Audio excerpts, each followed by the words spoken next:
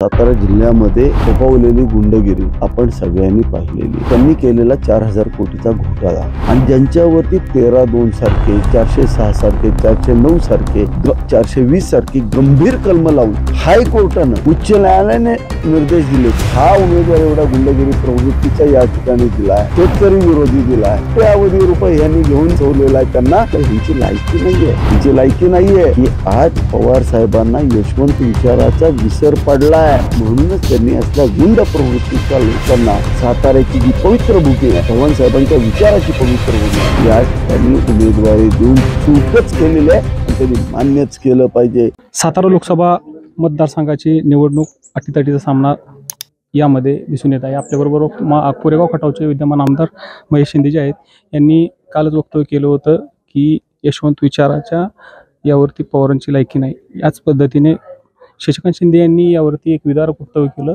की यावरती बोलू नका। काय सांगाल साहेब? खरं तर मी जे बोललो त्याचा व्यवस्थित अर्थ समजावून घेतला पाहिजे आपण सगळ्यांनी।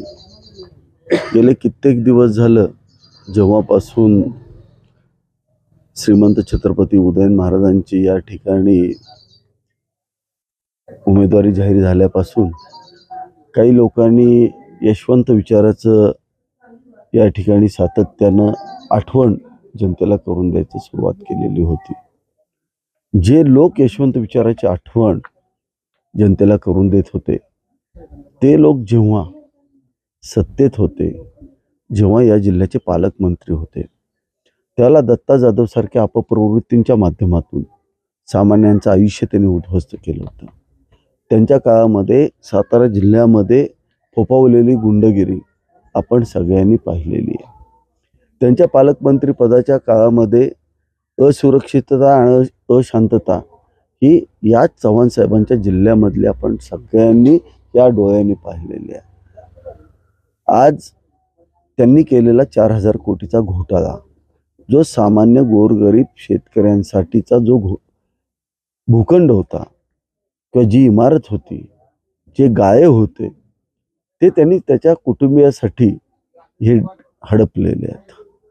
आणि जे लोक आज मुंबई कृषी उत्पन्न बाजार समितीच्या घोटाळ्यातले आरोपी आहेत आणि ज्यांच्यावरती 13(2) सारखे 406 सारखे 409 सारखे 420 सारखी गंभीर कलम लावून हायकोर्टानं कुठल्याही खाजगी व्यक्तींना, स्वतः उच्च न्यायालयाने हे चार्ज फ्रेम केलाय त्यांच्यावरती। उच्च न्यायालयाने निर्देश दिलेत आणि त्या निर्देशानुसार आज त्यांच्यावर गुन्हे दाखल आहेत। त्यांनी सांगितलं माझ्या गुन्हाच दाखल नाही, तुम्ही शपथपत्र पाहिलं तर त्यांनी त्या गुन्ह्याचा तपशील दिलेला आहे। मग ह्या असल्या गुन्हेगारांना जर सन्माननीय आदरणीय शरदचंद्रजी पवार साहेब जर या ठिकाणी उमेदवारी देत असतील, आजपर्यंत त्यांचे उमेदवार बघा, आम्ही त्यांच्याबद्दल कधीच बोललो नव्हतो, पण आज हा उमेदवार एवढा गुंडगिरी प्रवृत्तीचा या ठिकाणी दिलाय, शेतकरी विरोधी दिलाय, हजारो तरुणांचे मी नावासहित देईन आणि जबाबदारी सांगतो, या सातारा जिल्ह्यातल्या हजारो तरुणांचे माथाडीमध्ये सुरक्षा रक्षक मंडळामध्ये कामाला लावतो म्हणून कोट्यावधी रुपये यांनी घेऊन फसवलेला आहे त्यांना। आणि ही उदाहरणं या मतदारसंघात आहेत। आजही त्या मुलांचे पैसे माघारी दिलेले नाहीत। माथाडी कामगारचा बिल्ला लावतो म्हणून 3 लाख रुपये घेणार हे नेते आज कुठल्याही चव्हाणांच्या विचारावरती बोलतात। चव्हाण साहेबांचे विचार काय होते? म्हणून मी म्हटलं ह्यांची लायकी नाहीये, ह्यांची लायकी नाहीये। त्याचं कारणच हे होतं की आज पवार साहेबांना यशवंत विचाराचा विसर पडलाय। म्हणूनच त्यांनी असल्या गुंड प्रवृत्तीच्या लोकांना, भ्रष्ट प्रवृत्तीच्या लोकांना साताऱ्याची जी पवित्र भूमी आहे, चव्हाण साहेबांच्या विचाराची पवित्र भूमी आहे, या ठिकाणी उमेदवारी देऊन चूकच केलेली आहे आणि त्यांनी मान्यच केलं पाहिजे। यशवंत विचाराच्या जिल्ह्यामध्ये हा पवार साहेबांचा विचार हा चुकलेला आहे, उमेदवार चुकलेला आहे आणि हा महेश शिंदे म्हणत आहे, प्रत्येक जनतेतला प्रत्येक तरुण बोलतोय। आज याच पद्धतीने यशराज देसाईंनी काही दिवसापूर्वी एक पोस्ट केली होती समर्थकांनी त्यांच्या की तैलचित्र असो किंवा आयलँड असो, यावरती विरोध करणारे यांना नाराजी कार्यकर्त्यांमध्ये आम्ही सांगू शकत नाही मतदान करा म्हणून। काय सांगाल यावर थोडक्यात? हे बघा, हे वैयक्तिक छोटेसे मतभेद असतात. आज त्यांचा मतदारसंघ पाटण मतदारसंघ आहे. सातारा शहर, तो सातारा तालुका वेगळा आहे, पाटण तालुका वेगळा आहे, लोकांच्या दोन्हीकडच्या भावना वेगळ्या आहेत. परंतु ज्यावेळेला महायुती आणि जिल्हा म्हणून आम्ही एकत्र येतो त्यावेळेला आम्ही एकत्रच असतो. आज तुम्हाला माहिती आहे, आदरणीय शंभूराजे देसाई साहेब पालकमंत्री आहेत जिल्ह्याचे, आणि त्यांनी जबाबदारीनं वरिष्ठांना सांगितलेलं आहे की या जिल्ह्यातली जी महायुतीची जे उमेदवार आहेत त्यांना निवडून आणण्याची जबाबदारी माझी आहे, आणि कसल्याही परिस्थितीत मी त्यांना निवडून आणणार हे जबाबदारीनं पालकमंत्र्यांनी सांगितलं आहे. आणि त्यांच्याच आदेशानं आज आम्ही पळतोय. त्यामुळे पाटणमध्ये काही त्रास होईल असं काही नाही आहे. त्याच पद्धतीने शशिकांत शिंदेने सांगितले की पुरावे दाखवा, मी राजीनामा देतो किंवा निवृत्ती घेतो. थोडक्यात याबद्दल काय सांगाल की आपण पुरावे काही दिवसानंतर सादर करणार का? पुरावे ऑलरेडी दिलेले आहेत, आणि पुरावा काय द्यायचे तुम्हाला सांगा.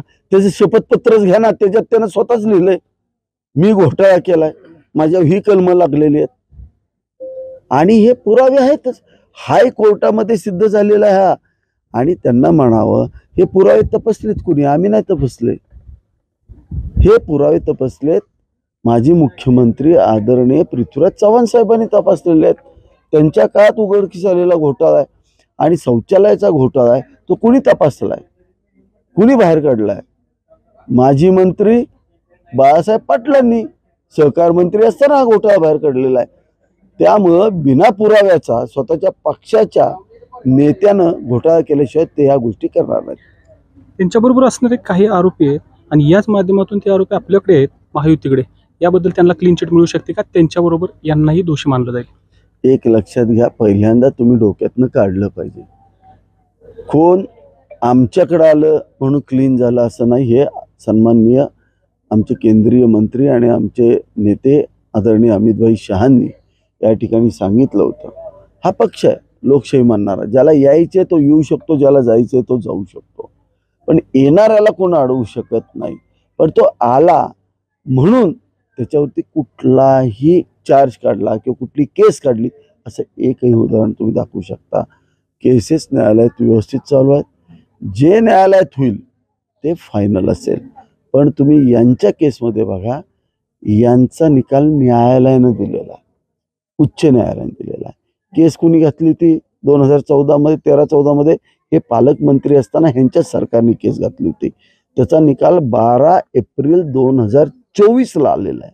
हे तुम्ही लक्षात घेतलं. आपल्याबरोबर होते कोरेगाव खटावचे विद्यमान आमदार महेश शिंदे यांनी सांगितलं की शशिकांत शिंदे दोषी आहे आणि यांना केव्हाही या माध्यमातून सोडलं जाणार नाही. त्याच पद्धतीने यशवंत विचार हे जे बोलतात त्यांची लायकी नाही. त्याचप्रमाणे मोठ्या प्रमाणात माथाडीमध्येही घोटाळा केला असेही महेश शिंदे यांनी सांगितलं.